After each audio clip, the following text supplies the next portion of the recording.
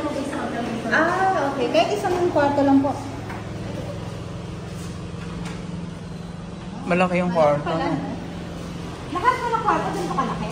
Hindi po, ito ibang stock kasi.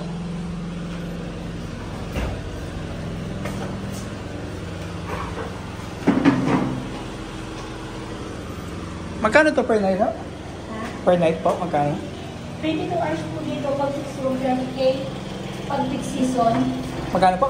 30K. 30. Pag 22 hours, pag fixed season, pag 25.